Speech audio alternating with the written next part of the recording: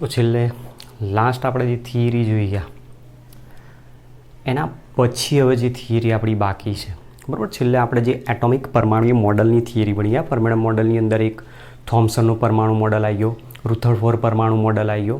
પછી રુથરફોર્ડ પરમાણુ મોડલની જે નિષ્ફળતાઓ હતી એને દૂર કરીને પરમાણુનું મોડલ સમજાવવા માટેનો જે પ્રયત્ન નીલ બોહરે કર્યો હતો એ નીલ બોરનું પરમાણુય મોડલ આજે આપણે હવે સમજવાનું છે.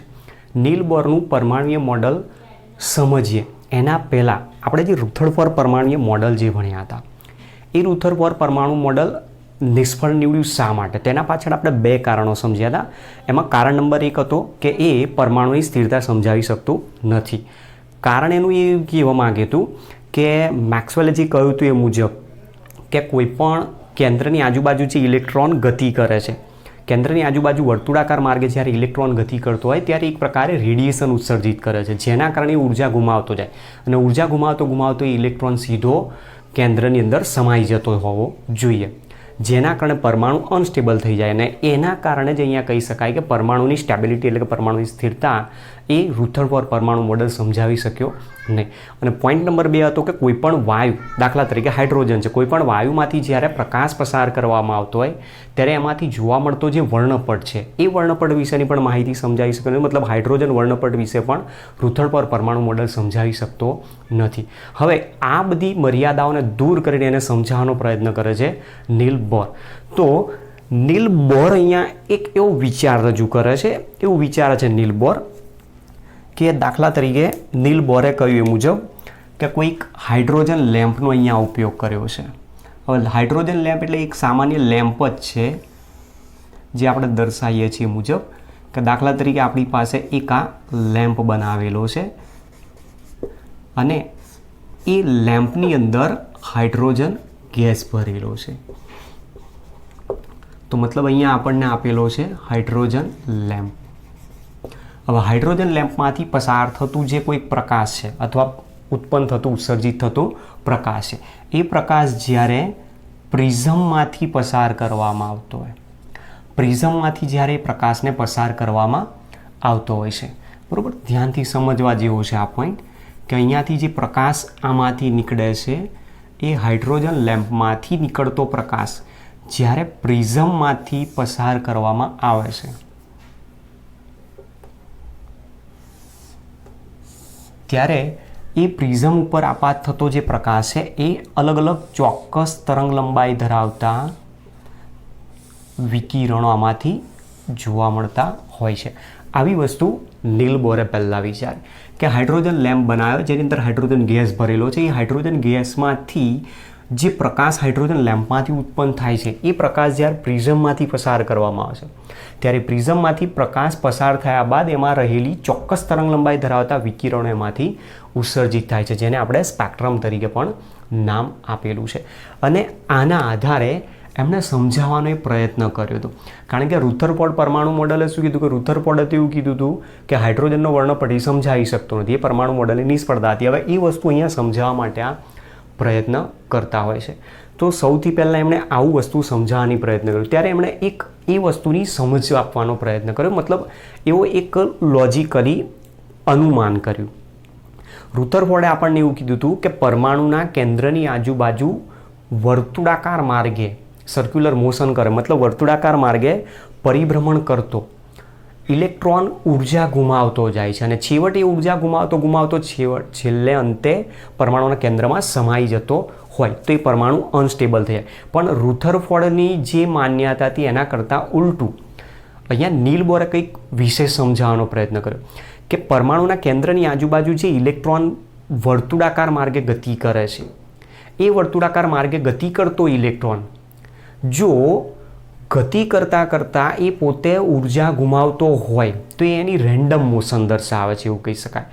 પણ ધારી લો કે કેન્દ્રની આજુબાજુ પરિભ્રમણ કરતો ઇલેક્ટ્રોન એ રેન્ડમ મોશન નથી દર્શાવતો, મતલબ કે કયા અર્થમાં કે એ પરમાણુના કેન્દ્રની આજુબાજુ વર્તુળાકાર માર્ગે ગતિ કરતો ઇલેક્ટ્રોન ચોક્કસ અંતરે, ચોક્કસ વેગથી અને ચોક્કસ ઉર્જાથી ગતિ કરતો જો ધારવામાં આવે તો એની રેન્ડમ મોશન રહેતી નથી. અને રેન્ડમ મોશન જો ના રહેતી હોય તો મતલબ એ ઇલેક્ટ્રોન ચોક્કસ નિશ્ચિત ઉર્જા ધરાવે છે એવું કહી શકાય. મતલબ કે એ અચળ ઉર્જા ધરાવતો, અને અચળ ઉર્જા ધરાવતો ઇલેક્ટ્રોન જો કેન્દ્રની આજુબાજુ પરિભ્રમણ કરતો હોય તો એની કેન્દ્રમાં સમાવવાની કોઈ શક્યતા છે નહીં. તો જ પરમાણુ મોડલ સ્થાયી છે અથવા પરમાણુ સ્થાયી છે એવું આપણે સાબિત કરી શકીએ છીએ.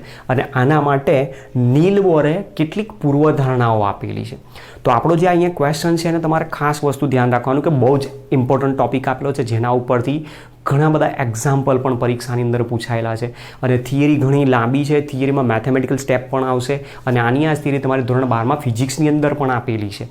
પણ આપણે અહીંયા પ્રયત્ન એવો કરવાનો છે કે એના જેટલા પણ સૂત્રો હોય છે, સૂત્રોને શક્ય ત્યાં હોય ત્યાં સુધી એને મેમરાઇઝ કરવાનો પ્રયત્ન કરો. કારણ કે થિયરીમાં આપણી બુકની અંદર તો ડાયરેક્ટ સ્ટેપ આપેલા છે, આપણે શક્ય હોય ત્યાં સુધી સ્ટેપને તારવવાનો અહીંયાથી પ્રયત્ન કરીએ છીએ, પણ એના સૂત્રો આપણા માટે બહુ જ ઇમ્પોર્ટન્ટ છે. આની પૂર્વધારણાઓ ઘણી અગત્યની છે. પૂર્વધારણાઓને આગળ આધારે જ આપણે ઘણા બધા એક્ઝામ્પલ પણ સોલ્વ કરવાના. તો અહીંયા સમજતા જઈએ કે નીલ બોરે જે પરમાણુય મોડલ આપ્યો છે એ પરમાણુ મોડલની પૂર્વધારણાઓ શું છે. તો અલગ અલગ બધી પૂર્વધારણાઓ આપેલી છે, વન બાય વન સમજવાનો પ્રયત્ન કરીએ.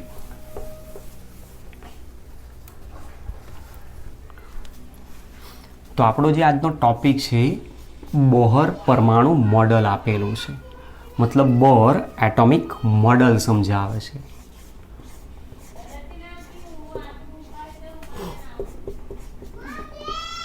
Bohr atomic model. તો અહીંયા આપણને બોરે જે પરમાણુ મોડલ સમજાવવાનો પ્રયત્ન કર્યો છે એને આપણે સમજવાનો પ્રયત્ન કરીશું. તો એના માટેની કેટલીક અભિધારણાઓ એમણે આપેલી છે. બોર પરમાણુ મોડલની અભિધારણાઓ, જેને આપણે સામાન્ય રીતે પૂર્વધારણાઓ જ કહી શકીએ છીએ. તો કઈ કઈ અભિધારણાઓ પૂર્વધારણા સ્વરૂપે સમજાય છે જોઈએ. આમાં જુઓ, એમાં સૌથી પહેલી જે પૂર્વધારણા આપેલી છે, પહેલી પૂર્વધારણામાં એવું કહે છે કે પરમાણુ કેન્દ્ર ધરાવે છે, જે કેન્દ્ર બધા જ પ્રોટોન અને ન્યુટ્રોન ધરાવે છે. મતલબ કે પરમાણુનું કેન્દ્ર બધા જ પ્રોટોન અને ન્યુટ્રોન ધરાવે છે, તેમજ તેનું કદ પરમાણુના કદની સરખામણીએ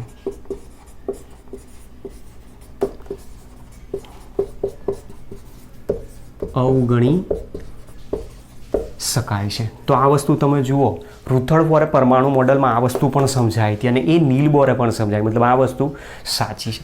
ચલો, પોઈન્ટ નંબર 2 અહીંયા બીજો એક સમજાવવાનો પ્રયત્ન કરો. બીજો પોઈન્ટ હવે આની અંદર શું કહે છે, તો પરમાણુના કેન્દ્રની આજુબાજુ જે ઇલેક્ટ્રોન વર્તુળાકાર માર્ગે ગતિ કરે છે, એ ઇલેક્ટ્રોન જેનું વેગ ચોક્કસ છે, જેનું કેન્દ્રથી અંતર પણ નિશ્ચિત છે, અને સાથે સાથે ચોક્કસ ઉર્જા ધરાવતો ઇલેક્ટ્રોન પરિભ્રમણ કરે છે, અને એ જે વર્તુળાકાર માર્ગે પરિભ્રમણ કરે છે એને તેની કક્ષા તરીકે આપણે ઓર્બિટ તરીકે ઓળખીએ છીએ. તો જુઓ, રુથરફોર્ડ અને નીલ બોરે બંને વસ્તુ અલગ અલગ સમજાય છે. રુથરફોર્ડે શું કીધું હતું, પરમાણુના કેન્દ્રની આજુબાજુ ઇલેક્ટ્રોન વર્તુળાકાર માર્ગે ગતિ કરે છે, પણ એમાં કોઈ ચોક્કસ ઉલ્લેખ નહોતો કે એનો વેગ ચોક્કસ છે, એની ઉર્જા ચોક્કસ છે, અથવા કેન્દ્રથી એનું અંતર ચોક્કસ છે. મતલબ કે કોઈ ચોક્કસ નિશ્ચિત કક્ષામાં ગતિ કરે છે એવું ત્યાં એ સમજાવ્યું નહોતું. તો એ વસ્તુ અહીંયા આપણને સમજાવે છે નીલ બોર. તો નીલ બોરની બીજી પૂર્વધારણા એવી કહેવા માંગે છે કે કેન્દ્રની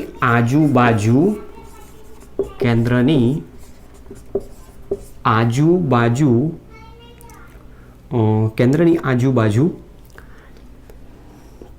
પરિભ્રમણ કરતો ઇલેક્ટ્રોન અથવા તો પછી પરમાણુમાં રહેલો ઇલેક્ટ્રોન, શબ્દને થોડોક વાક્યને ચેન્જ કરી નાખીએ, પરમાણુમાં રહેલો ઇલેક્ટ્રોન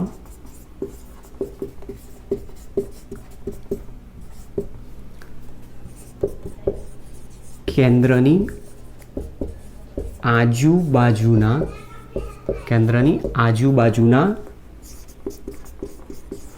વર્તુળાકાર માર્ગમાં ચોક્કસ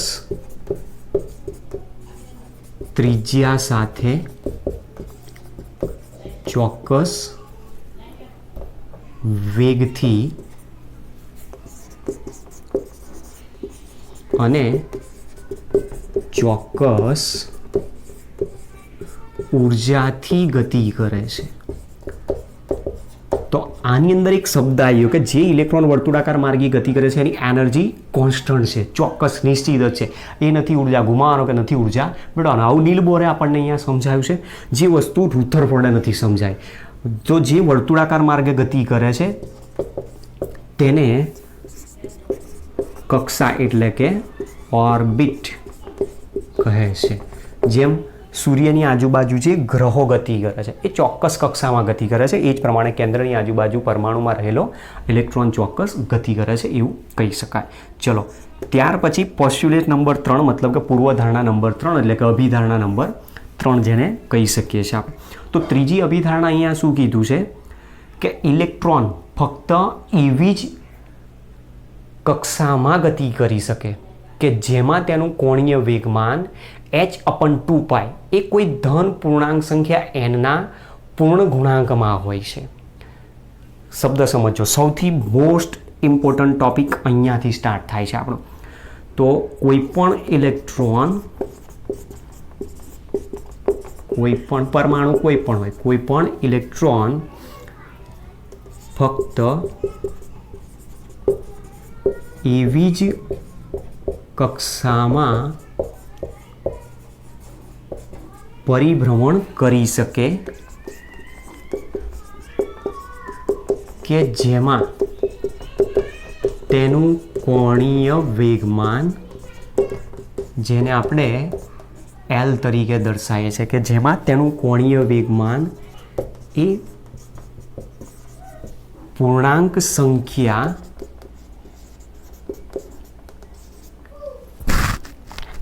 જેમાં તેનું કોણીય વેગમાન L h/2π એ પૂર્ણાંક સંખ્યા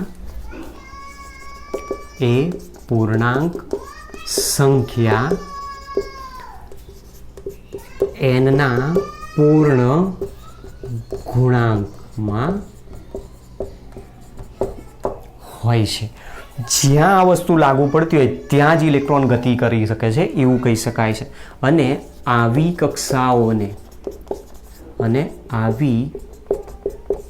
કક્ષાઓને સ્વીકાર્ય અથવા માન્ય કક્ષાઓ કહે છે. હવે આ વસ્તુ આપણે અહીંયા સમજવા જેવી છે, બરાબર? સમજાવું છું કઈ રીતે છે ટોપિક. જુઓ, તો અહીંયા એવું કહેવા માંગે છે કે દાખલા તરીકે આપણી પાસે આ પરમાણુનું કેન્દ્ર છે. પરમાણુનું કેન્દ્ર જે પ્લસ ચાર્જ ધરાવે છે. માની લો કે એનો પ્લસ ચાર્જ ZE જેટલો દર્શાવેલો, કારણ કે એની અંદર શું છે? પ્રોટોન અને ન્યુટ્રોન સમાયેલા છે. અને એની આજુબાજુ જે ઇલેક્ટ્રોન વર્તુળાકાર માર્ગે ગતિ કરે છે તેમાં એ વર્તુળાકાર માર્ગે ગતિ કરતો ઇલેક્ટ્રોન કે જેનું કોણીય વેગમાનની અહીંયા વાત કરેલી છે. તો ધારી લો કે આપણી પાસે આ ઇલેક્ટ્રોન વર્તુળાકાર માર્ગે ગતિ કરે છે કે જેનું દળ m છે, જેનું કેન્દ્રથી અંતર r જેટલું છે અને એનો વેગ v જેટલો છે. તો અહીંયા જે કોણીય વેગમાન L જોવા મળે છે, કોણીય વેગમાન L is equal two m into p તરીકે દર્શાવતો હોય, જ્યાં વેગમાન p is equal two r into p, બરાબર? આ બંનેનો ક્રોસ આવશે તો r ક્રોસ p તરીકે દર્શાવી શકાય. તો જ્યાં p બરાબર mv તરીકે બતાવે છે તો r cross m cross v. તો અહીંયા અલગ અલગ સદિશ રાશિ આપેલી છે. ચલો, હવે સદિશને મારે અહીંયાથી જો દૂર કરવો હોય તો m અથવા તો m VR સદિશ દૂર કરે છે એટલે અહીંયા સાઇન થીટા આવશે. સાઇન થીટા જો આવશે તો અહીંયા એનો એંગલ કેટલો બનાવે છે? 90 નો. તો સાઇન 90 અહીંયા આવશે. સાઇન 90 ની વેલ્યુ થશે 1. તો મતલબ L ઇઝ ઇક્વલ ટુ શું મળે? MVR મળે. તો આપણને કોણીય વેગમાન કેટલું મળે છે? MVR જેટલું મળે છે. તો મતલબ અહીંયા જે આપણને કોણીય વેગમાન L આપેલું છે એની વેલ્યુ કેટલી છે? MVR. અને એ MVR નું મૂલ્ય h/2π એ પૂર્ણાંક સંખ્યા એનના પૂર્ણ ગુણાંકમાં હોય એવું કહેવા માંગે છે. મતલબ એ કયા અર્થમાં કહે છે? એટલે કે કોણીય વેગમાન, ધેરફોર કોણીય વેગમાન જેને એલ બતાવ્યો છે આપણે, એને mvr તરીકે દર્શાવ્યું ને એની વેલ્યુ અહીંયા શું હોવી જોઈએ? nh/2π જેટલી હોવી જોઈએ. તો આપણને એક સૂત્ર અહીંયાથી બતાવેલું છે, mvr is equal two nh/2π, જ્યાં h/2π is equal two h cross તરીકે દર્શાવતું હોય. તો આપણી પાસે એક આ ઇક્વેશન મળ્યું છે જેને બોહર ક્વોન્ટાઇઝેશન કહે છે. બોહર ક્વોન્ટાઇઝેશન કહે છે, બરાબર. આ શબ્દ ધ્યાન રાખવાનો છે. બોહર ક્વોન્ટાઇઝેશન આપણને સૌથી ઇમ્પોર્ટન્ટ સમજાયું છે અને આ વસ્તુ તમારે અહીંયા ખાલી યાદ રાખી લેવાની છે કે કોણીય વેગમાન, કેન્દ્રની આજુબાજુ પરિભ્રમણ વર્તુળાકાર માર્ગે ગતિ કરતા ઇલેક્ટ્રોનનું કોણીય વેગમાન હંમેશા કેટલું હોય? તો mvr જેટલું હોય છે એનું કોણીય વેગમાન. કોણીય વેગમાન L is equal two mvr મળતું હોય. આ બધું ફિઝિક્સની અંદર આવે છે, આપણે અહીંયા એટલું બધું ડીપમાં જવાની જરૂર નથી, બરાબર. તેમ છતાં મેં તમને સમજાવી દીધું કે કઈ રીતે આવે છે. તો આ પોઈન્ટ આપણને અહીંયા સમજાવેલો છે. હવે અહીંયા શું કહેવા માગે છે એ સમજો. તો આપણી પાસે પરમાણુનું કેન્દ્ર છે, એ પરમાણુના કેન્દ્રની આજુબાજુ આવી વર્તુળાકાર માર્ગે જે ઇલેક્ટ્રોન ગતિ કરે છે એની અલગ અલગ કક્ષાઓ દર્શાવેલી છે આપણને. તો જુઓ, કક્ષાઓ અહીંયા શું દર્શાવે છે એ પણ તમને બતાવું છું કે જ્યાં n દર્શાવેલો છે, જ્યાં n બરાબર 1 2 3 up to dash dash n હોઈ શકે છે. અને n શું બતાવે છે? n A number of cell બતાવે છે. સેલ મતલબ જેને કહેવાય કોષ, જ્યાં n બરાબર 1 n બરાબર 2 n બરાબર 3 n બરાબર 4 up to dash dash n હોઈ શકે છે. જો n બરાબર 1 હોય તો એને k સેલ કહેવામાં આવે, n બરાબર 2 હોય તો l સેલ કહેવામાં આવે, n બરાબર 3 હોય તો m સેલ, n બરાબર 4 હોય તો n સેલ, એ રીતે અપ ટુ ડેશ ડેશ મળી શકતી હોય છે આપણને. તો આવી અલગ અલગ કોષ દર્શાવેલી છે. એ કોષની અંદર ધારો કે આ જે આપણને કોષ આપી છે n બરાબર 1 બતાવે છે, n બરાબર 2, n બરાબર 3 છે અને આ n બરાબર 4. આવી અલગ અલગ કક્ષાઓ અહીંયા આપેલી છે. એ કક્ષાઓમાં રહેલો ઇલેક્ટ્રોન, ધારો કે આ n બરાબર 1માં રહેલો ઇલેક્ટ્રોન છે, n બરાબર 2માં રહેલો ઇલેક્ટ્રોન છે, n બરાબર 3માં રહેલો ઇલેક્ટ્રોન છે અને એ જ પ્રમાણે n બરાબર 4માં રહેલો ઇલેક્ટ્રોન છે. તો એ ઇલેક્ટ્રોનનું જે કેન્દ્ર છે, એ કેન્દ્રથી જે અંતર છે એ અંતર કેવું હોય? નિશ્ચિત ત્રિજ્યા r જેટલું, જેને આપણે દર્શાવીએ છીએ. આ કેન્દ્રથી n બરાબર 1 કક્ષામાં રહેલા ઇલેક્ટ્રોનનું અંતર ચોક્કસ નિશ્ચિત જ થયું. એ જ પ્રમાણે n બરાબર 2 કક્ષામાં રહેલા ઇલેક્ટ્રોનનું અંતર પણ તમે જુઓ, એ એના માટે પણ ફિક્સ ચોક્કસ થઈ ગયું.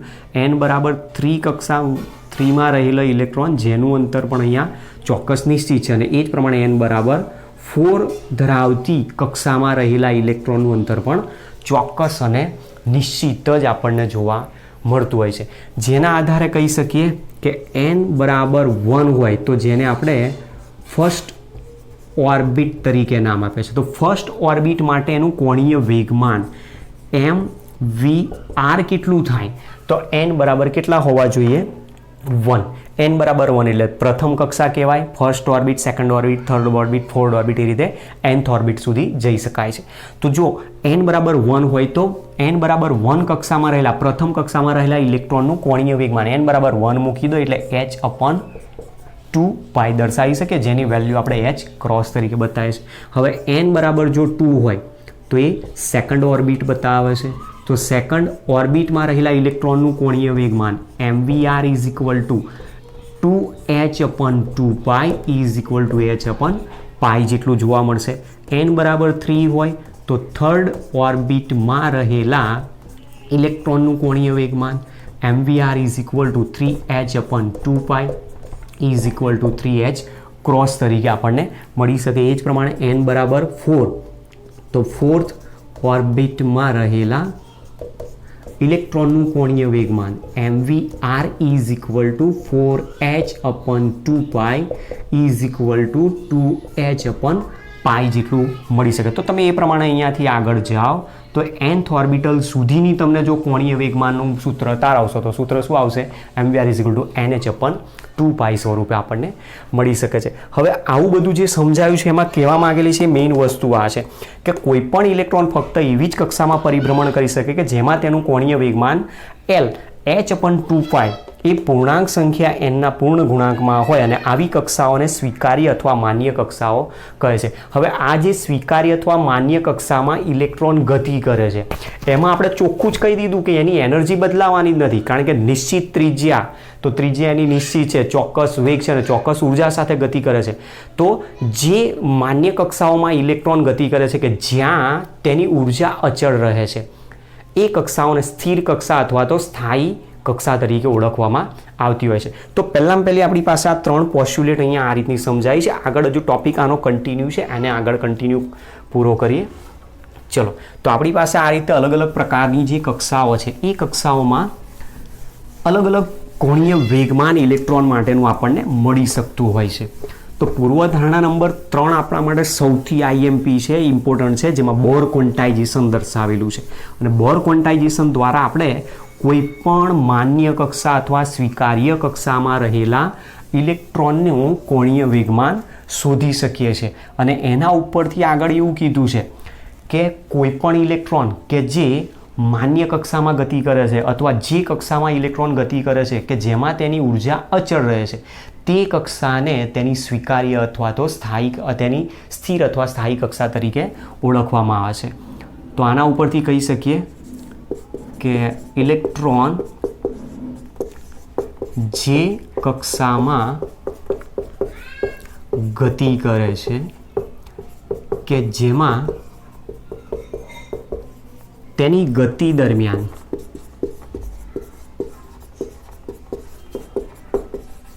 તેની ઉર્જા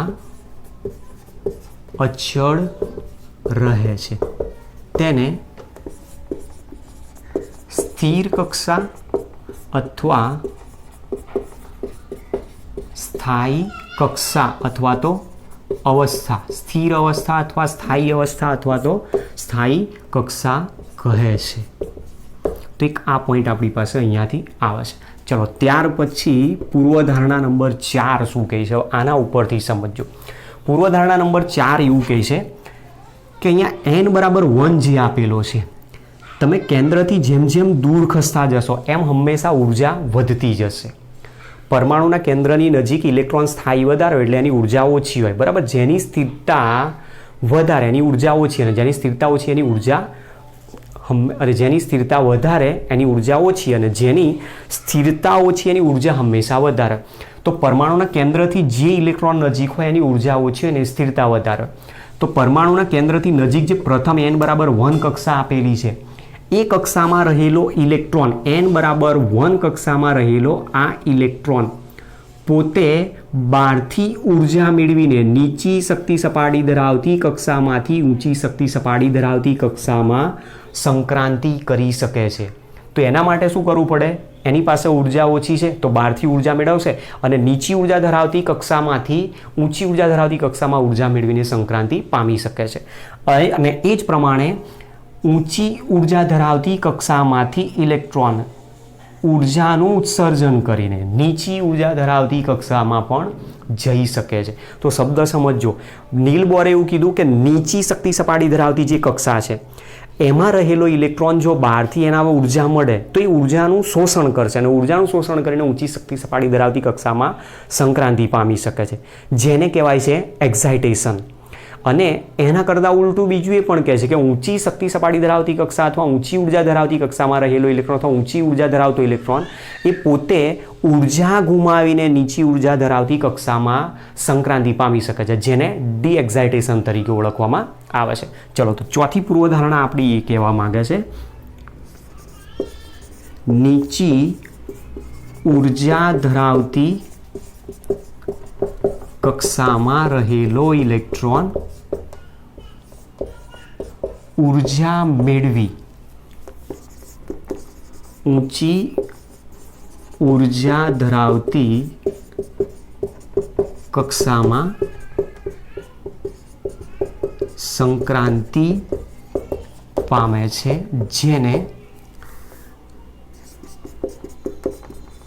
એક્સાઇટેશન એટલે કે ઉત્તેજિત અવસ્થા તરીકે જેને આપણે શબ્દ એક્સાઇટેશન કહે છે. તે જ રીતે ઊંચી ઉર્જા ધરાવતી કક્ષામાં રહેલો ઇલેક્ટ્રોન નીચી કક્ષામાં રહેલો ઇલેક્ટ્રોન ઉર્જાનું ઉત્સર્જન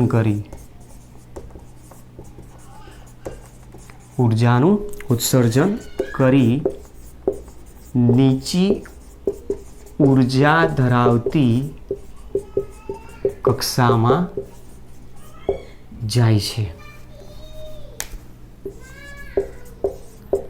જેને ડી એક્સાઇટેશન કહે છે.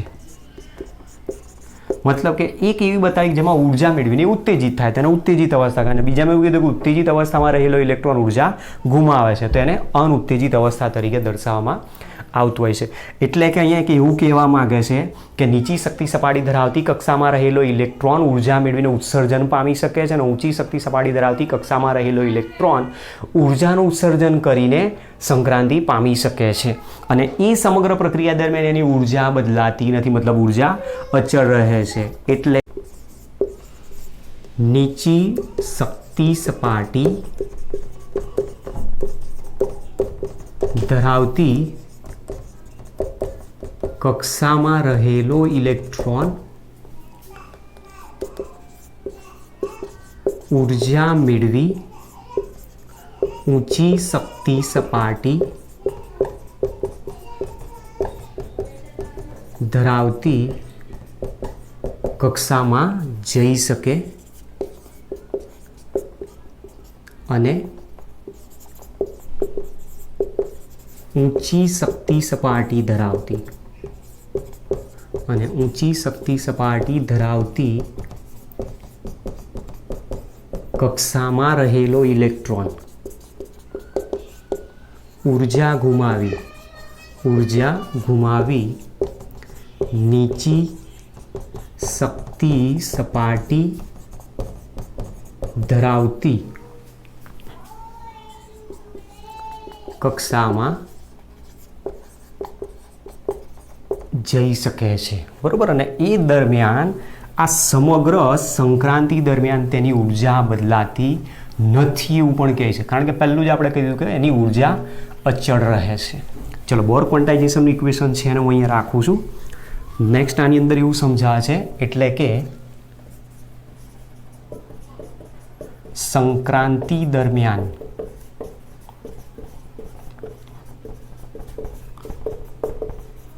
ઇલેક્ટ્રોનની ઉર્જા અચળ રહે છે. બરોબર. હવે શબ્દ સમજો. ધારી લો કે આપણી પાસે એક અવસ્થા હતી અથવા કક્ષા હતી N1 અને બીજી એમાંથી ઇલેક્ટ્રોન ઉત્સર્જિત થઈને જાય છે N2માં. જે દરમિયાન ધારો કે N1 કક્ષાની અંદર એની ઉર્જા E1 હતી અને N2માં જાય છે ત્યારે દરમિયાન એની ઉર્જા બદલાઈને કેટલી થઈ જાય છે E2. તો અહીંયા શું કર્યું, નીચી શક્તિ સપાટી ધરાવતી કક્ષકમાંથી ઊંચી શક્તિ સપાટી ધરાવતી કક્ષકમાં જાય તો એ દરમિયાન એની ઉર્જા જે ઓછી હતી બહારથી ઉર્જા મેળવીને ઉત્તેજિત થાય છે. તો અહીંયા E2 is greater than E1 કહી શકાય.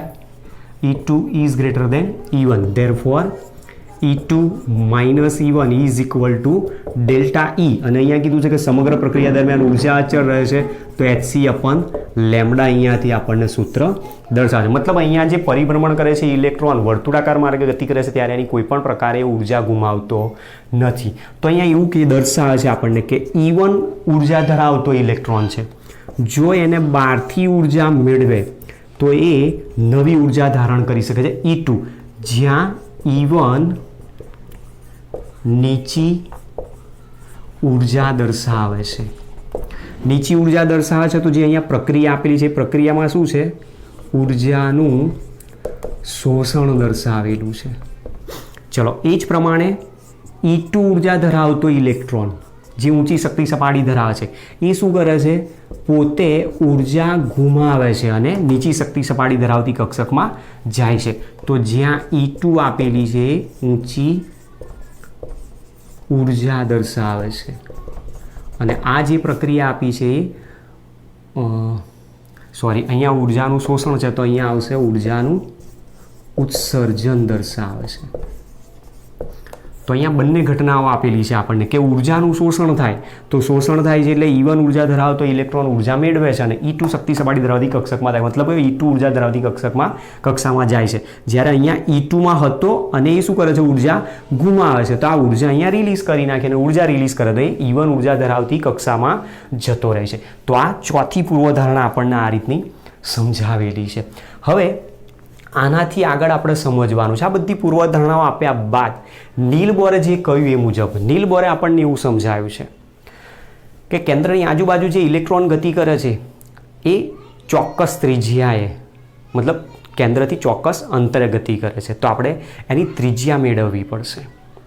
બીજા નંબરમાં કીધું કે કેન્દ્રની આજુબાજુ ગતિ કરતો ઇલેક્ટ્રોન ચોક્કસ વેગથી ગતિ કરે છે, તો આપણે એનો વેગ પણ શોધવો પડશે. અને ત્રીજું એવું કીધું કે કેન્દ્રની આજુબાજુ જે વર્તુળાકાર માર્ગે જે સ્વીકાર્ય કક્ષામાં ઇલેક્ટ્રોન ગતિ કરે છે એની ચોક્કસ ઉર્જા ધારણ કરી રહી છે, એ ચોક્કસ નિશ્ચિત ઉર્જાથી ગતિ કરે છે, તો મતલબ આપણે એની ઉર્જા પણ સમજવી પડશે. તો 3 પોઈન્ટ આપણે અહીંયા સમજવાના છે. એક એની રેડિયસ એટલે કે એની ત્રિજ્યા કેટલી આવે છે એ શોધવાની છે, સાથે સાથે એનો વેગ કેટલો છે એ શોધવાનો છે, અને સાથે સાથે એની ઉર્જા કેટલી છે આપણે શોધવાની છે. ચલો સમજતા જઈએ ત્યાં સુધી આ ટોપિકને લખી લો.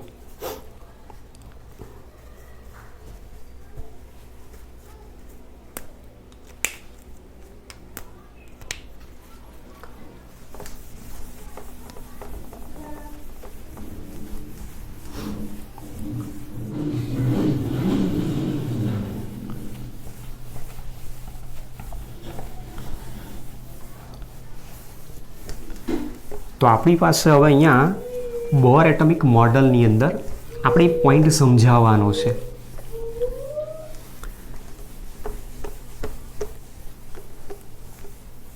બરોબર છે. એક બોર ક્વોન્ટાઇઝેશન આપણે પહેલું તો ધ્યાન રાખવાનું છે.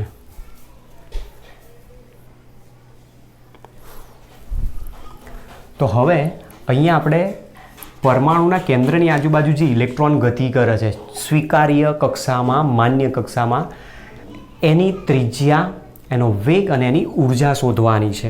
ચલો તો અહીંયા આપણે સપોઝ ધારી લો કે આપણી પાસે આ પરમાણુનું કેન્દ્ર છે, જે પરમાણુના કેન્દ્રનો વીજભાર છે +Ze, એની આજુબાજુ સ્વીકાર્ય અથવા માન્ય વર્તુળાકાર કક્ષામાં રહેલો ઇલેક્ટ્રોન કે જે ગતિ કરે છે, એ ઇલેક્ટ્રોન કે જેનું દળ નિશ્ચિત છે, એમ દળ જેને આપણે દર્શાવીએ છીએ, સાથે સાથે એ ઇલેક્ટ્રોન કે જેનો વેગ પણ ચોક્કસ છે, તો ધારો કે એનો વેગ v જેટલો છે, આ કેન્દ્રથી એનું અંતર ધારો કે ત્રિજ્યા r જેટલું છે, અને જે ઇલેક્ટ્રોન છે એનું દળ ધારો કે m છે, તો m જેટલા નિશ્ચિત દળથી પરમાણુના કેન્દ્રથી નિશ્ચિત અંતરે ચોક્કસ ત્રિજ્યાથી ચોક્કસ વેગથી જ્યારે ઇલેક્ટ્રોન ગતિ કરતો હોય, તો આપણે આગળ આ પોઈન્ટ ઓલરેડી ભણી ગયા છીએ. ત્યારે આપણે એવું કહ્યું હતું કે જ્યારે બે ચાર્જ બોડી એકબીજાની સાપેક્ષ વર્તુળાકાર માર્ગે સર્ક્યુલર મોશન કરતા હોય છે, ત્યારે એ ઇલેક્ટ્રોન ઉપર એની કેન્દ્રની બહારની તરફ લાગતું એક બળ અને કેન્દ્રની અંદર તરફ એને લાગતું એક પ્રકારનું બળ. જેમાં અંદરની તરફ લાગતું જે બળ બતાવ્યું એને આપણે સેન્ટ્રીફ્યુગલ ફોર્સ તરીકે, કેન્દ્રગામી બળ તરીકે નામ આપ્યું હતું, જે F જેટલું આપણે દર્શાવીએ છીએ. અને જે કેન્દ્રની બહાર તરફ લાગતું જે આકર્ષણ, જે આ બળ છે, જેને કેન્દ્ર ત્યાગી બળ, સેન્ટ્રીફ્યુગલ ફોર્સ તરીકે નામ આપ્યું હતું, એ બળ કેટલું હોય છે, તો mv²/r જેટલું આપણને જોવા મળતું હોય છે. હવે આનો આપણે ઉપયોગ કરીને અહીંયા સમજવાનું છે. તો આની અંદરથી આપણને એવું કહેવા માંગે છે કે જ્યારે પરમાણુના કેન્દ્રની આજુબાજુ ઇલેક્ટ્રોન વર્તુળાકાર માર્ગે ગતિ કરતો હોય ત્યારે એની ઉપર કેન્દ્રગામી બળ અને કેન્દ્રત્યાગી બળ બંને પ્રકારના બળ લાગતા હોય, જેના કારણે આપણે અહીંયા કહી શકીએ કે ઇલેક્ટ્રોન ઉપર લાગતું કેન્દ્રગામી બળ F = mv²/r જેટલું થાય, જ્યાં Fની પણ આપણે વેલ્યુ બતાવી હતી કે F = 1/4πε0 Q1 Q2 એટલે આ બંનેનો ચાર્જ જેને બતાવીએ છીએ. Q1 Q2ની જગ્યાએ અહીંયા આવશે Ze/E/r² જેટલું જોવા મળતું હોય. તો આપણે આના ઉપરથી કિંમત મૂકી શકીએ, therefore 1/4πε0 ZE into E/R² is equal two mv²/r. તો આપણી પાસે એક આ ઇક્વેશન નંબર 2 આવ્યું. ચલો હવે આ ઇક્વેશનમાંથી શું કરીએ, આને અહીંયાથી કેન્સલ કરી નાખીએ, આર કેન્સલ કરીએ. આર કેન્સલ કરીશું એટલે સૂત્ર આવશે 1/4πε0 ZE²/r is equal two mv². આને ઇક્વેશન નંબર 3 આપી દઉં. આરને અહીંયા ક્રોસમાં ગુણી નાખીએ અને mv²r થશે. તો અહીંયા આવશે 1/4πε0 ZE² is equal two mv²r. આને નંબર આપી દઉં છું 4. અને સાથે સાથે આપણે એ તો જોયું કે જે ઇલેક્ટ્રોન અહીંયા ગતિ કરે છે એ ઇલેક્ટ્રોનને સેન્ટ્રીફ્યુગલ ફોર્સ બંનેની સાથે સાથે બોર્ડ ક્વોન્ટાઇઝેશન પણ લાગુ પડે. કારણ અહીંયા જે ઇલેક્ટ્રોન ગતિ કરે છે એ ઇલેક્ટ્રોન nth ઓર્બિટમાં ગતિ કરતો ઇલેક્ટ્રોન આપણે લઈએ છીએ. n ઓર્બિટમાં n કક્ષામાં n સ્વીકાર્ય કક્ષામાં ગતિ કરતા ઇલેક્ટ્રોન માટે એના ઉપર બળ ક્વોન્ટાઇઝેશન અને કેન્દ્રગામી કેન્દ્રત્યાગી બંને પ્રકારના બળ લાગુ પડતા હોય છે. તો આપણી પાસે બીજું પણ અહીંયા જે સૂત્ર છે એ મુજબ તેમજ તેનું કોણીય વેગમાન mv/r is equal two nh/2π જેટલું છે. આને આપણે નંબર 5 આપ્યો. હવે શું કરીએ, આ જે અથવા તો પછી આ આપણી પાસે જે સૂત્ર આપેલું છે એનો સ્ક્વેર કરી નાખીએ. તો therefore m²v²r² is equal two n²h²/2 ની જગ્યાએ સ્ક્વેર છે એટલે 4π સ્ક્વેર થઈ જશે. આને હું આપી દઉં છું નંબર 5. બરાબર. સમીકરણ 5 અને સમીકરણ 4નો ગુણોત્તર લઈએ. ઇક્વેશન 5/4 લેતા તો સમીકરણ અહીંયા આપેલું છે m²v²r² અપોન છેદમાં આ સમીકરણ આવશે અહીંયાથી mv²r ઇઝ ઇક્વલ ટુ આનું સૂત્રની કિંમત છે n²h²/4π². અને આના સૂત્રની વેલ્યુ આપેલી છે 1/4πε0 ZE² તરીકે આપણે દર્શાવેલું છે. તો હવે જુઓ અહીંયાથી શું શું કેન્સલ થાય છે. એક m અહીંયાથી કેન્સલ થઈ જશે, v² કેન્સલ થઈ જશે અને એક r કેન્સલ થઈ જાય. ક્લિયર? આટલું કેન્સલ થઈ ગયું. તો બાકી અહીંયા શું બચ્યું છે તમે જુઓ કે ખાલી અહીંયા શું રહી ગયો, r. અને જે m બચ્યો એ mને હું અહીંયા લાવી શકું છું અથવા અહીંયા અત્યારે મૂકી દઉં છું rm ઇઝ ઇક્વલ ટુ છેદના છેદને નીચે લાવી દો અને આ જે છે એને ઉપર લઈ જાઓ. તો સૂત્ર આ રીતે થઈ જશે 4πε0 n²h². આ છેદનો છેદ છે એને અંશમાં લઈ ગયા આપણે અને આ જે છેદ છે એનો એને નીચે લાવી દો 4π² ઇન્ટુ ZE². આ એમને અહીંયા નીચે લાવી દો. Therefore r is equal to 4πε0 n²h²/4π² ZME² દર્શાવે છે, જે nth ઓર્બિટમાં ગતિ કરતા ઇલેક્ટ્રોનનું કેન્દ્રથી ત્રિજ્યા અંતર કેટલું છે એ દર્શાવે છે. તો આ આપણી પાસે એક સૂત્ર આવ્યું. જે સૂત્રની અંદર બધાની જો કિંમત મૂકવામાં, કોની કિંમત મૂકવાની, તો 4πε0 છે, એની વેલ્યુ 1/9 × 10⁹ છે. તો કિંમત આની અંદર જો મૂકતા જઈએ તો 1/9 × 10⁹ ઇન્ટુ n. ની વેલ્યુ આપણે અહીંયા નથી લેવાની. ની વેલ્યુ આપણને ખબર છે 6.626 × 10⁻34 નો સ્ક્વેર અને છેદમાં ઝેડ પરમાણુ ક્રમાંક એમને એમ રાખો. પાઈની વેલ્યુ છે તો અહીંયા 4 × π એટલે 3.14 નો વર્ગ ગુણ્યા ઝેડ એમનો એમ રાખો. એમ એટલે ઇલેક્ટ્રોનનું દળ 9.1 × 10⁻31 ઇન્ટુ ઇલેક્ટ્રોનનો ચાર્જ એટલે 1.6 × 10⁻19 કુલમનો સ્ક્વેર કરવામાં આવે. અને જ્યારે આની વેલ્યુ શોધવામાં આવે છે તો આર એનનું મૂલ્ય 0.529 ઇન્ટુ n²/z ઇન્ટુ 10⁻10 મીટર જેટલી વેલ્યુ મળશે આપણને. બરાબર. આ બધાનું કેલ્ક્યુલેશન આવશે. 10⁻10 મીટર એટલે એંગસ્ટ્રોમમાં કહી શકીએ તો 0.529 ઇન્ટુ n²/z એંગસ્ટ્રોમ, અથવા તો જો પિકોમીટરમાં લઈએ તો 52.9 × 52.9 ઇન્ટુ n²/z પિકોમીટર તરીકે આપણને વેલ્યુ મળે છે. તો n કક્ષામાં ગતિ કરતા ઇલેક્ટ્રોનનું કેન્દ્રથી અંતર ત્રિજ્યા શોધવા માટેનું આપણી પાસે એક આ સૂત્ર આવી ગયું. તો જો બધી મેથેમેટિકલ ફોર્મ્યુલાઓ બધી આપેલી છે, તો આપણું એક સૂત્ર બોર ક્વોન્ટાઇઝેશનનું મળ્યું. બીજું જે સૂત્ર આવ્યું એ ત્રિજ્યા માટેનું. તો આપણે આ એક ત્રિજ્યાનું સૂત્ર યાદ રાખવું છે, 4πε0 n²h² પણ 4π² zm e² છે, જેને આપણે આગળ એપ્લાય કરવું. તો ત્રિજ્યા શોધાઈ, ત્રિજ્યા ઉપરથી આપણે શોધવાનું છે એનો વેગ. ચલો, તો વેગ કઈ રીતે શોધાય છે તો એના માટે પ્રયત્ન કરીએ. તો વેગ માટે આપણી પાસે એક સૂત્ર મેં અહીંયા રાખેલું છે તૈયાર, જો આ રહ્યું, mvr = nh/2π. એનો આપણે ઉપયોગ કરીએ અને એમાંથી વીને સૂત્ર કરતા બનાવીએ.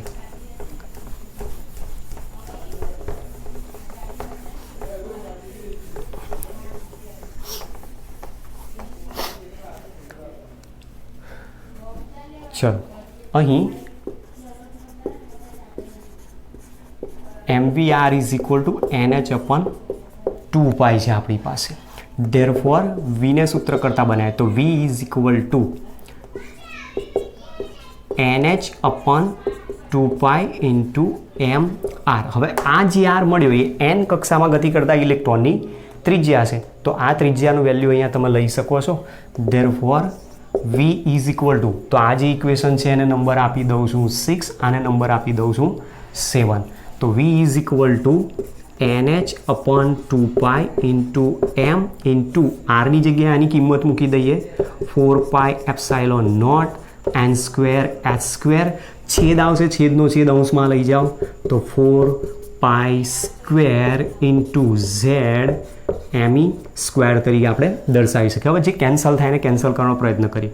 તો જુઓ, સૌથી પહેલાં આની અંદરથી એક m કેન્સલ થઈ જશે, પછી અહીંયા 2 છે, પાઈ છે, તો અહીંયા 2 એક પાઈ કેન્સલ કરી નાખો, n n² h h².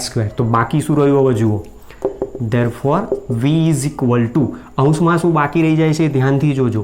તો અંશની અંદર અહીંયા 2 રહ્યો બાકી, પાઈ બાકી રહ્યો 2π z e² અને છેદમાં શું બાકી રહ્યો તો 4πε0 nh, જેની અંદર આપણે જો કિંમતો મૂકીએ તો v = 1/4πε0. મેં કીધું કે 4πε0 છે એની વેલ્યુ કેટલી છે, 4πε0 ની 1/9 છે. તો હવે અહીંયા 1/ છે, આમાં 1/4πε0 છે. આ રીતે 1/4πε0 2π z² સૂત્ર છે. તો આની જો મારે કિંમત મૂકવી હોય તો 9 × 10⁹ મૂકી શકું, ઇન્ટુ 2 × 3.14 z એમને એમ રાખો, 1.6 × 10⁻⁻19 કુલમનો સ્ક્વેર, છેદમાં n ની વેલ્યુ એમને એમ રાખો અને h = 6.626 × 10⁻34 મૂકવામાં આવે. અને આની વેલ્યુ જો કાઢીશું તો એ 2.18 × 10⁶. બાકી રહી ગયો આ બે કોન્સ્ટન્ટ છે, અહીંયા જુઓ, કોન્સ્ટન્ટ તો નહીં પણ એ ચોક્કસ પરમાણુના ઇલ પરમાણુ માટે અલગ અલગ હોઈ શકે છે. તો z/n તરીકે આવી શકે છે અને એની જે વેલ્યુ આવશે મીટર/સેકન્ડમાં આપણને દર્શાવશે. તો આ પ્રમાણેનું આપણી પાસે વેગ માટેનું સૂત્ર મળે છે. તો n કક્ષામાં રહેલા ઇલેક્ટ્રોનનું વેગ કેટલો હોઈ શકે છે. ચલો, હવે ત્યાર પછી આપણે અહીંયાથી શોધવાનો છે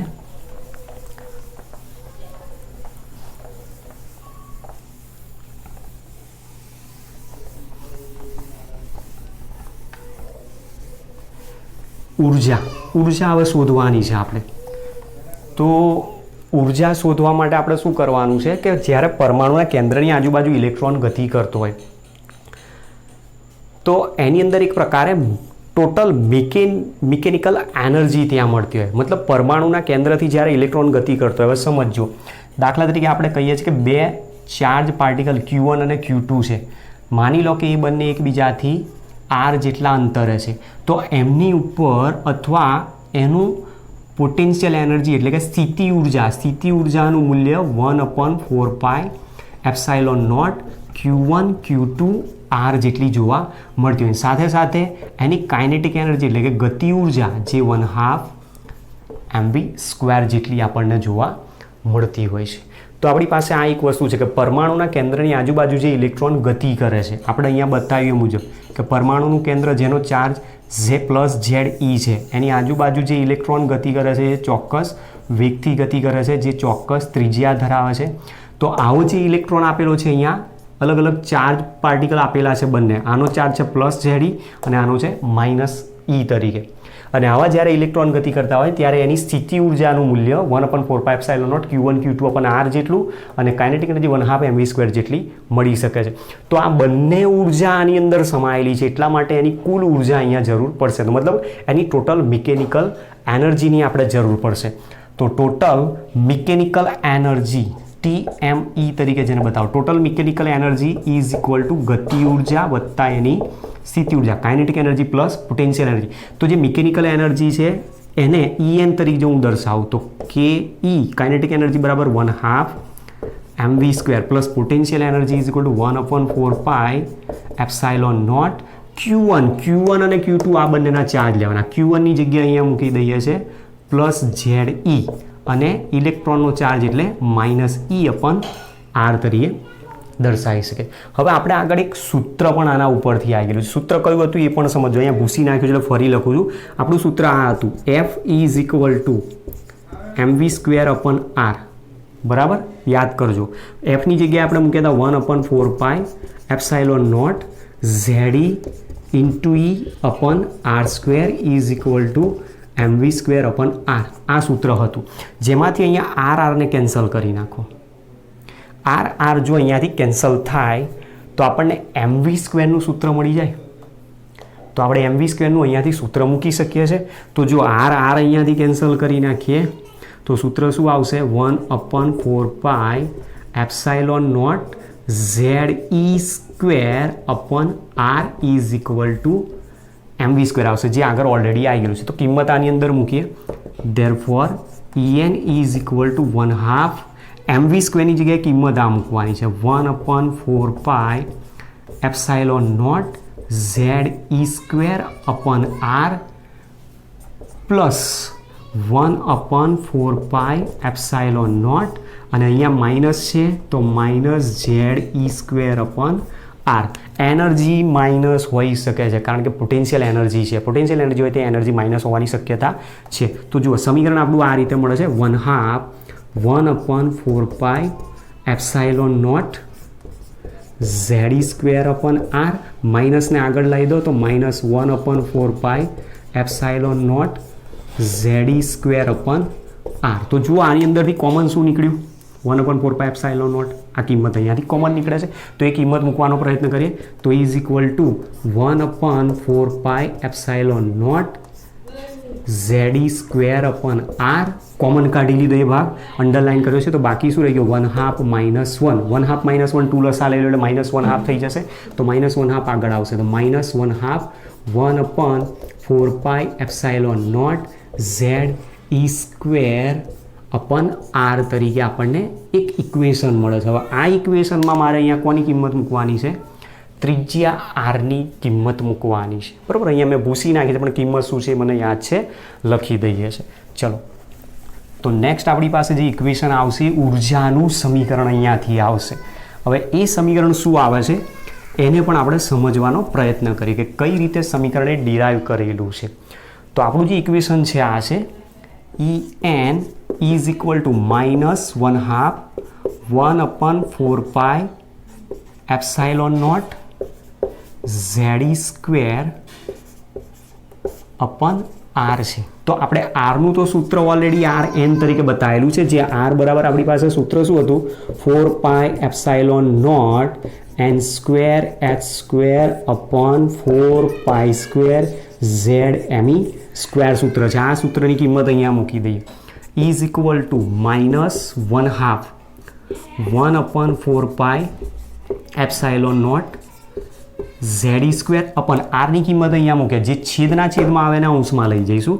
તો અહીંયા કિંમત આવશે 4πε0 n²h² અને છેદનો છેદ અંશમાં લઈ જાઓ તો 4π² ZE² એમઈ સ્ક્વેર તરીકે સૂત્ર થશે. હવે આમાંથી જેટલો પણ ઉડી જતો હોય કોમન નીકળતો એ બધું કાઢી નાખવાનો ટ્રાય કરીએ. તો અહીંયાથી 2 એક કેન્સલ થઈ જશે. બરાબર.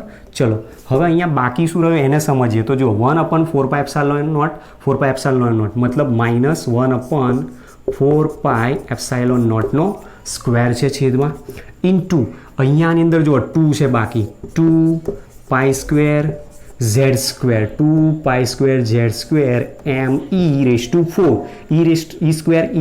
m છે e² એટલે 4 થઈ જશે અને છેદમાં રહી ગયો n² તો આ આપણી પાસે એક ઉર્જાનું સૂત્ર દર્શાવેલું છે કે જેની અંદર તમે જ્યારે આની વેલ્યુ મૂકશો 1/4πε0 9 × 10⁹ એ વેલ્યુ તમે લઈને આની અંદર મૂકશો કિંમત શોધશો ત્યારે ની વેલ્યુ તમને અહીંયાથી મળશે કે en = -13.6 × 2π² z² સોરી દરેકની કિંમત મૂકીએ ત્યારની વાત છે. જો દરેક પદની કિંમત મૂકવામાં આવે આની અંદર મતલબ કોની કિંમત પાઈની વેલ્યુ મૂકશો એમની વેલ્યુ મૂકશો ઈની વેલ્યુ મૂકશો એચની વેલ્યુ અને 1/4πε0ની તો જે કિંમત મળશે 13.6 ગુણ્યા બાકી શું રહી જશે અહીંયા તો એક આપણે અહીંયા પરમાણુ માટે અલગ હશે આ અલગ હશે તો એને આપણે બાકી રાખેલું તો z²/n² અને આ જે વેલ્યુ આવશે કિંમત શેમાં હશે ઇલેક્ટ્રોન વોલ્ટમાં હશે જ્યાં 1 ઇલેક્ટ્રોન વોલ્ટ બરાબર 1.6 × 10⁻19 ઇલેક્ટ્રોન જૂલ છે. હવે આની કિંમત જો અહીંયા મૂકીએ તો therefore En = -13.6 × 1.6 × 10⁻19 z²/n² તો વેલ્યુ શેમાં આવશે જૂલમાં આવી જશે અને એની વેલ્યુ તમે જ્યારે શોધશો ત્યારે En બરાબર -2.18 × 10⁻18 z²/n² જૂલ જેટલી વેલ્યુ મળશે જ્યાં 2.18 × 10⁻18 બરાબર RH બરાબર રીડબર્ગ અચળાંકનું મૂલ્ય આપણને દર્શાવે છે અને આ રીડબર્ગ અચળાંકના મૂલ્ય ઉપરથી જો આપણું સૂત્ર અહીંયાથી બનાવવાનો પ્રયત્ન કરીએ તો એનર્જી જે ઇલેક્ટ્રોન nth ઓર્બિટમાં પરિભ્રમણ કરે છે એની એનર્જી કેટલી મળી શકે એનું સૂત્ર શું હોઈ શકે છે તો therefore n કક્ષામાં ગતિ કરતા ઇલેક્ટ્રોનની ઉર્જાનું સૂત્ર -RH z²/n² જૂલ જેટલું આપણને મળશે જ્યાં RHની વેલ્યુ રીડબર્ગ અચળાંકની વેલ્યુ તમે અહીંયાથી 2.18 10⁻18 જૂલ જેટલી દર્શાવી શકો છો. તો આપણી પાસે આ એક સૂત્ર મળ્યું જે સૂત્રની અંદર તમે જુઓ હવે હાઇડ્રોજન આપેલો હશે તો હાઇડ્રોજન માટે Z બરાબર 1 મૂકી દો. જો Z બરાબર 1 મૂકવામાં આવે તો RH/n² થઈ જશે. n બરાબર 1 2 3 4 5 પ્રમાણે આપણે કોષ લઈએ છીએ n બરાબર 1 હોય 2 હોય 3 હોય એ પ્રમાણે તમે અલગ અલગ કક્ષામાં રહેલા ઇલેક્ટ્રોન માટેની ઉર્જા પણ આ સૂત્ર ઉપરથી શોધી શકો છો. આ બધા જ આપણી પાસે સૂત્રો આની અંદરથી મળી ગયા. તો અલગ અલગ જે સૂત્રો મળ્યા છે એ સૂત્રોનો ઉપયોગ કરીને જ આપણે આગળ દાખલાઓ ગણવાના આવશે. સાથે સાથે આના ઉપરથી આપણે આગળ હાઇડ્રોજન સ્પેક્ટ્રમ વિશેની માહિતી મેળવવાની છે. તો આ બધી પૂર્વધારણાઓ આપેલી હતી એ નીલ બોરે સમજાવી અને નીલ બોરે જે પૂર્વધારણાઓ સમજાવી એ પૂર્વધારણાઓ રુથરફોર્ડ કોઈ પણ સમજાવી જ નહોતો શક્યો એટલા માટે રુથરફોર્ડ મોડલ નિષ્ફળ નીવડ્યું હતું. હવે એની નિષ્ફળતાને દૂર કરવા માટે જે રીઝન આપે એ બધી એક પ્રકારની પૂર્વધારણા સ્વરૂપે નીલ બોરે પોતાનું પરમાણ્વીય મોડલ આપ્યું છે. હવે આ પરમાણ્વીય મોડલ પણ સક્સેસ છે કે નહીં બરાબર તમે આગળ જોયું કે થોમ્સનનું પરમાણ્વીય મોડલ આવ્યું પ્લમ્પની મોડલ તો રુથરફોર્ડે ખોટું આપ્યું. રુથરફોર્ડનું પરમાણ્વીય મોડલ આવ્યું તો નીલ બોરે ખોટું આપ્યું તો નીલ બોરનું પરમાણ્વીય મોડલ છે. કદાચ પોસિબલ છે એ પણ ક્યાંક નિષ્ફળ નીવડતું હોય તો એ બધું શું છે હવે પછીના આગળના લેક્ચરમાં આપણે સમજવાનો પ્રયત્ન કરીશું. Okay thanks to all.